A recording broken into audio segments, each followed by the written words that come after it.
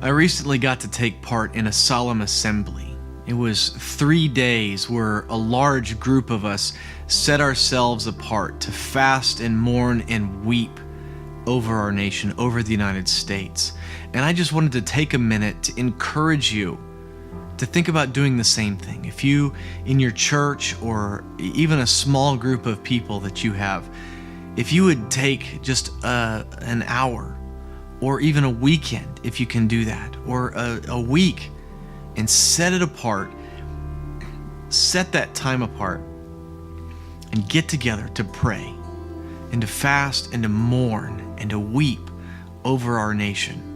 The Lord really does hear us, and I want to read this passage out of Joel chapter 2, the prophet Joel in the Old Testament. He tells us what to do in times of national crisis.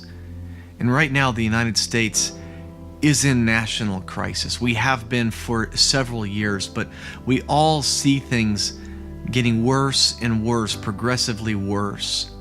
So I encourage you, this is an opportunity, this is a time to set yourself apart, a group of you apart, to seek the Lord, that He would heal our nation. Even now, declares the Lord, return to me with all of your heart, with fasting and weeping and mourning. Rend your heart and not your garments. Return to the Lord your God, for He is gracious and compassionate, slow to anger and abounding in love, and He relents from sending calamity.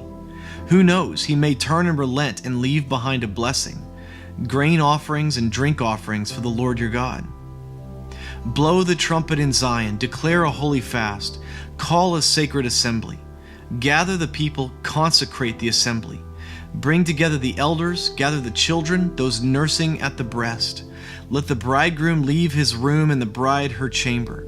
Let the priests who minister before the Lord weep between the portico and the altar. Let them say, spare your people, Lord. Do not make your inheritance an object of scorn, a byword among the nations. Why should they say among the peoples, where is their God? You see, Joel here he's giving us just a brief glimpse into how serious this is. He said, if there's a bride and bridegroom who just got married, tell them to come out and join this solemn assembly. That's how serious you need to take the situation that your nation is in. I believe the Lord would say something very similar to us today. So if you would like to host a solemn assembly, or if you want information on how to do that or help with what that would look like, leave a comment on this or private message me through the 714 Prayer Facebook page. And I'd love to get you in touch with some resources on how to do it, because right now we need every single person that's praying for the United States to gather together and to weep and to mourn and to fast and to pray.